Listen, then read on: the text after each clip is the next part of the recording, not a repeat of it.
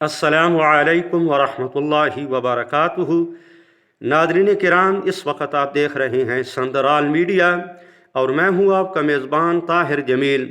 ये एक भाई का सवाल है, आप भी सुने, इंशाअल्लाह बहुत फ़ायदा होगा।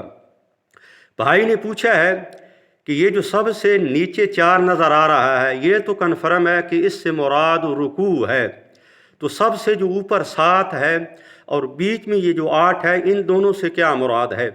तो नाज़रीन गौर से सुने।